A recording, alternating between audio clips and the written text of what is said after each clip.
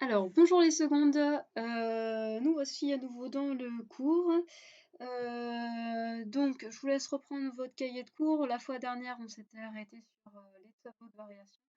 Et là, on va aborder notre dernier paragraphe de ce cours. On va découvrir ce qu'on appelle une fonction paire et une fonction impaire. Donc, c'est parti, je vous laisse prendre votre cahier de cours. Notez paragraphe grand 4, fonction paire et fonction impaire. Et c'est parti, paragraphe petit 1, fonction paire. Paragraphe petit a, introduction, et je vous laisse coller l'activité d'introduction que je vous ai mis en pièce jointe. Donc c'est parti.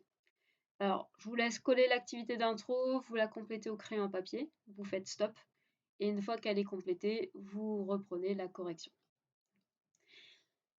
Alors, ici, on s'intéresse à la fonction carré. On nous demande de calculer f de 2 et f de moins 2. Donc, f de 2, bah, c'est quoi? Bah, c'est l'image de 2 par la fonction carré. Donc, c'est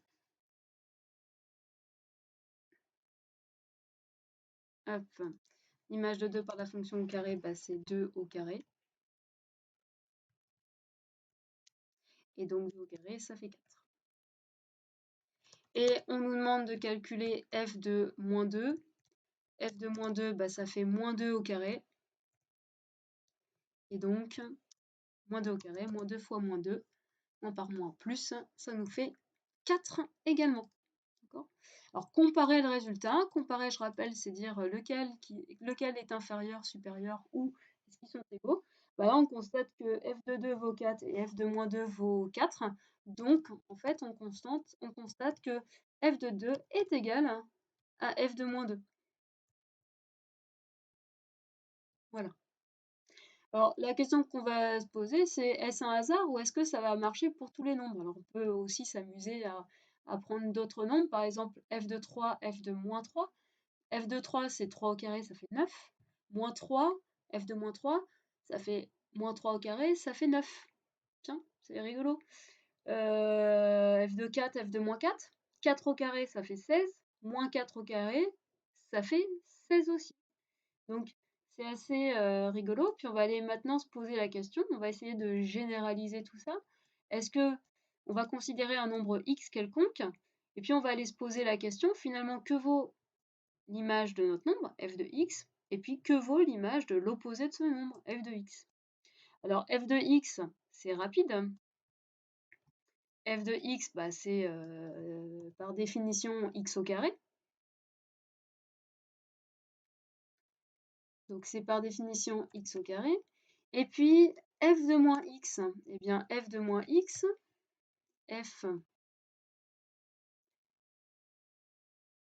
de moins x, c'est quoi? Bah, c'est l'image de moins x par la fonction carré. Donc c'est moins x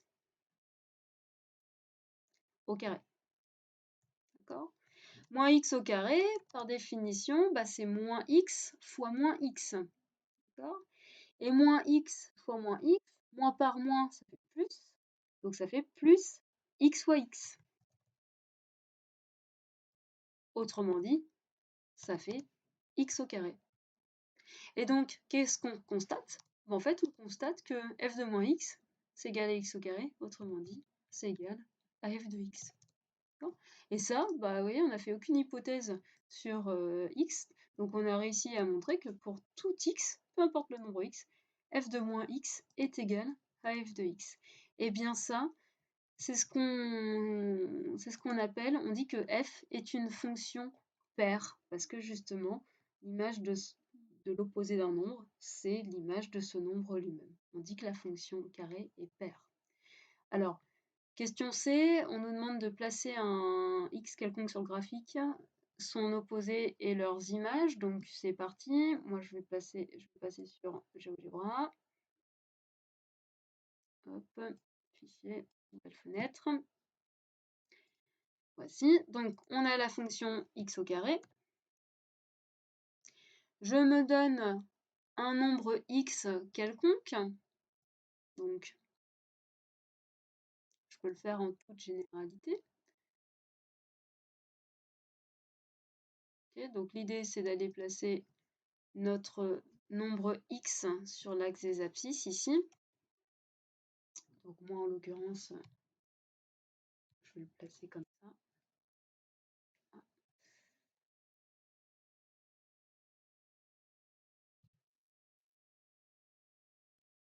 Ici. Donc comme ça je peux bien faire varier mon nombre x ici sur l'axe des abscisses. Je vais aller le nommer.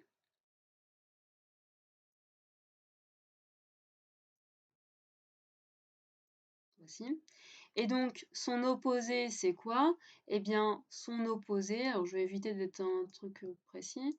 Si j'ai x qui est ici, son opposé, ça va être, il va être placé symétriquement par rapport à 0. Donc, x, le voici. Ah non, il ne me l'a pas pris. Effacer.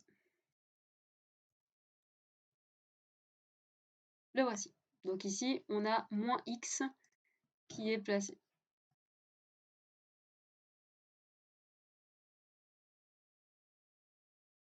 Ici. On nous demande de placer leurs images. Donc, l'image de x par la fonction f, ça va être là.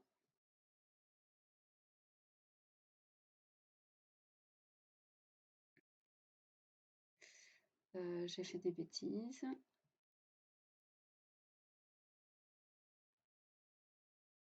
C'est pas grave. Enfin, si, c'est quand même grave. Je rectifie. Hop, je vais aller placer mon point directement sur la courbe pour que ce soit bien précis. Ah, flûte.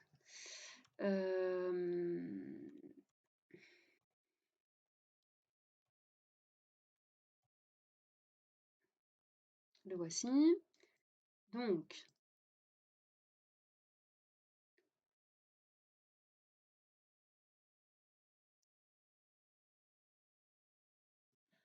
ici, nous retrouvons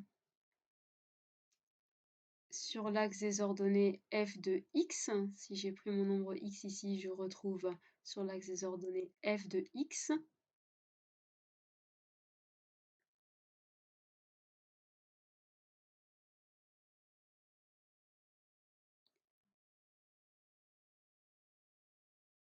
Et pour f de moins x, bah, c'est la même chose. Je vais aller le placer sur l'axe ici.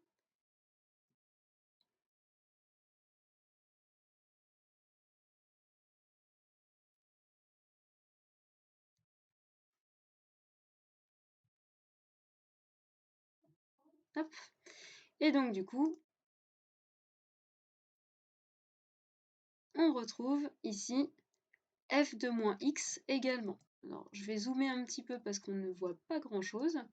Hop, je rappelle, on avait f de x ici, et on constate que f de moins x est également ici. Donc, on constate bien graphiquement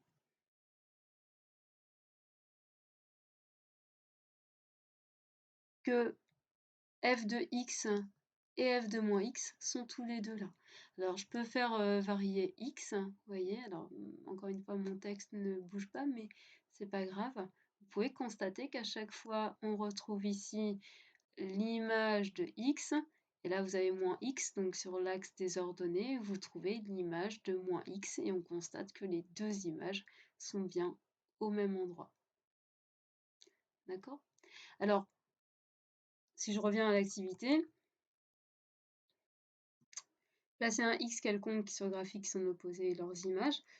Qu'est-ce qu'on observe graphiquement? Pourquoi à chaque fois leurs images tombent au même endroit? Eh bien, en fait, pourquoi ça tombe au même endroit? Tout simplement parce qu'on s'aperçoit que l'axe des ordonnées est un axe de symétrie, tout simplement. C'est-à-dire que ce point, il a pour symétrique ce point. Et donc, ça fait que du coup, ils ont la même image. Donc, quelle propriété géométrique observez-vous sur la courbe de la fonction carré? Eh bien, elle est symétrique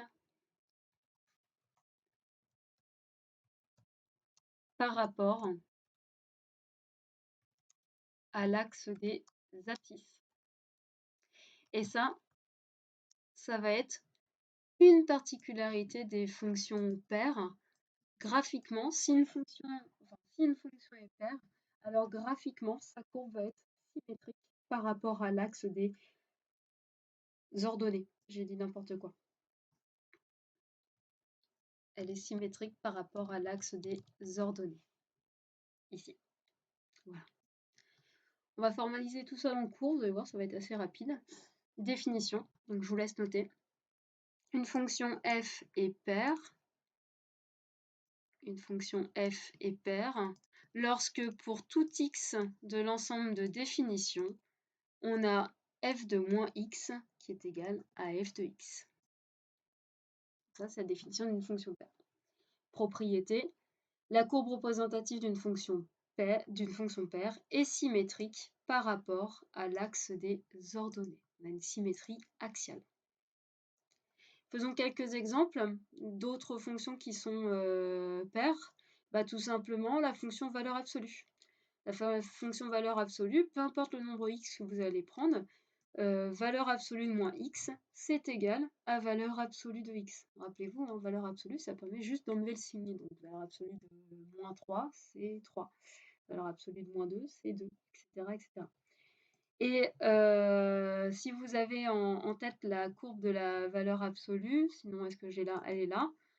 La courbe de la valeur absolue, eh bien, elle est bien symétrique par rapport à l'axe des ordonnées.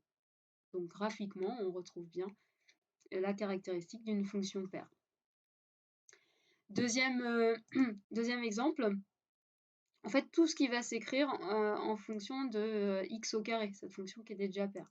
La fonction x au carré moins 5 est paire, puisque si on calcule, peu importe le nombre x, si on calcule f de moins x, ça donne quoi? Je remplace les x de la formule par moins x, ça fait moins x au carré, n'oubliez pas les parenthèses autour du moins x au carré moins 5, moins x au carré, c'est égal à x au carré, donc ça fait x au carré moins 5, et donc on retombe sur la définition de f de x. Donc elle est bien paire.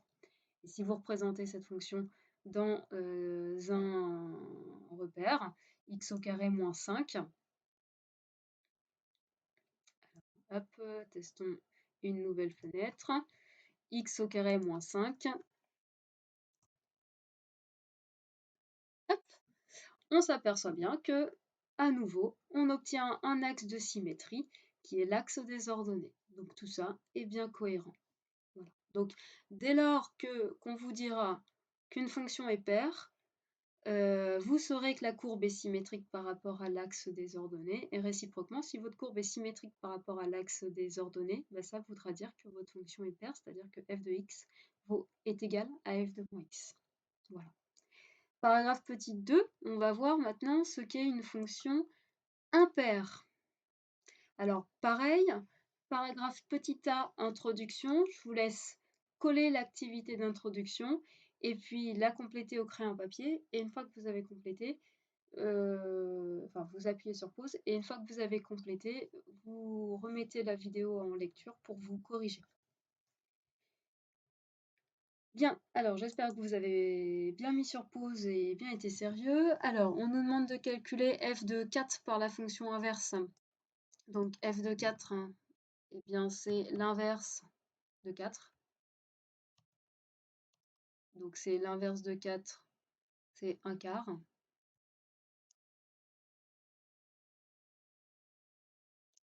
D'accord, ce qui fait 0,25 éventuellement. Vous n'êtes pas obligé de mettre 0,25. Hein. F de moins 4, eh bien ça donne 1 divisé par moins 4. D'accord? Ce qui s'écrit moins 1/4. Encore une fois, le moins, bien souvent, on va aller le mettre devant la barre de fraction. Tac. Ce qui fait éventuellement, si vous voulez mettre la fraction, la valeur décimale, moins 0,25. Alors, qu'est-ce qu'on constate? Là, pour le coup, on n'est pas dans le cas d'une fonction paire. Hein. F de 4 n'est pas égal à f de moins 4. Par contre, on s'aperçoit que f de 4 et f de moins 4 sont opposés. En fait, on remarque que f de moins 4, il est égal à moins 0,25, c'est-à-dire moins f de 4. Okay. On remarque que f de moins 4 est égal à moins f de 4.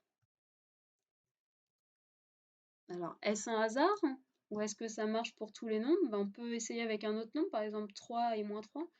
f de 3, c'est 1 tiers. f de moins 3, c'est 1 sur moins 3, donc moins 1 tiers. Ah bah ça marche bien. Moins 1 tiers, c'est bien moins l'image de 3. On va essayer de généraliser tout ça, essayer de voir si ça marche pour tout x.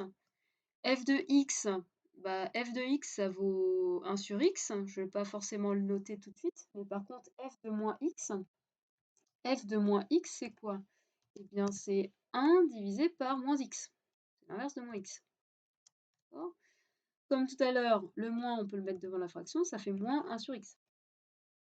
Et donc, 1 sur x, c'était quoi? C'était justement l'image de x par la fonction f. Donc en fait, je retrouve moins l'image de x par la fonction f. Eh bien, ça, c'est caractéristique de ce qu'on appelle une fonction impaire. Ici, on a f de moins x qui vaut moins f de x. On dit que la fonction f est impaire. Alors, question C, placer un nombre x quelconque sur le graphique, son opposé et leurs images. Donc, vous avez la courbe de la fonction inverse ici. Je vous laisse le faire. Vous placez un nombre x quelconque ici. Son f de x, il va donc se trouver ici. Et vous placez moins x. Alors, si par exemple ici vous avez placé x en à peu près 1,5, moins x, vous allez le placer en moins 1,5. Et donc, vous placez le point appartenant à la courbe et vous allez retrouver ici moins f de x. Okay. Vous avez f de x ici, moins f de x par là. Okay. Et donc on constate que certes les images ne sont pas du tout au même endroit, mais par contre elles sont finalement opposées par rapport à 0. Donc ça je vous laisse le faire. Quelle propriété géométrique observez-vous sur la courbe représentative de la fonction inverse? Eh bien, en fait, on observe que la fonction inverse, elle est pas symétrique par rapport à l'axe des ordonnées. Par contre, elle a une certaine symétrie. Elle est symétrique par rapport à l'origine du repère. Et ouais, on a ici une symétrie centrale. Donc, qu'est-ce que vous observez? La courbe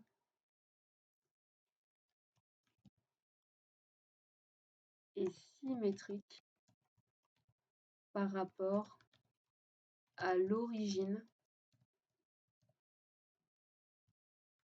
du repère. Et ça va être caractéristique des fonctions impaires. Dès lors que votre courbe sera symétrique par rapport à l'origine du repère, dès lors que vous aurez une symétrie centrale, eh bien, ça sera caractéristique d'une fonction impaire qui est représentée. Alors on y va, on formalise tout ça dans le cours. Paragraphe B, définition. Donc je vous laisse noter. Définition. On dit qu'une fonction est impaire lorsque pour tout x de l'ensemble de définitions, f de moins x est égal à moins f de x. Donc c'est à chaque fois on regarde en fait ce qui se passe pour f de moins x. Dans le cas d'une fonction paire, c'était égal à f de x, et dans le cas d'une fonction impaire, c'est égal à moins f de x. Propriété. La courbe représentative d'une fonction impaire est symétrique par rapport à l'origine O du repère, c'est-à-dire qu'on a une symétrie centrale. Alors, quelques exemples. Alors, je vous laisse noter, mettez sur pause, hein, et ensuite, une fois que c'est noté, vous continuez. Quelques exemples de fonctions impaires. Eh bien, la fonction cube, par exemple, elle est impaire. Puisqu'en effet, pour tout réel x, si vous calculez f de moins x c'est quoi? C'est moins x au cube. Par définition, c'est moins x fois moins x fois moins x. Ce qui fait moins x, on peut le voir comme moins 1 fois x, moins 1 fois x fois moins 1 fois x fois moins 1 fois x, c'est-à-dire moins 1 fois moins 1 fois moins 1, moins 1 au cube, fois x fois x fois x fois x au cube. Et moins 1 au cube, eh bien ça fait moins 1. Donc ça fait moins 1. fois x au cube, ça fait moins x au cube. Et moins x au cube, c'est quoi? Eh bien, c'est moins x au cube, c'est-à-dire moins f de x. Donc, on a bien, pour tout réel x, f de moins x qui vaut moins f de x, donc la fonction cube est bien impaire. Et donc, si vous avez en tête la courbe de la fonction cube, je vais vous la tracer ici. Si on trace la fonction cube, hop, on observe bien une propriété de symétrie. On observe bien que la fonction cube est bien symétrique par rapport à l'origine du repère. Ça marche bien. Deuxième exemple, la fonction identité, la fonction qui a x associe x. Elle est aussi impaire, puisque si vous calculez f de moins x, bah, ça fait moins x. Et moins x, c'est quoi? Bah, c'est moins x, c'est-à-dire f de x. Donc elle est bien impaire. Et pareil, si vous tracez la courbe de la fonction identité, c'est-à-dire la fonction qui a x associé x,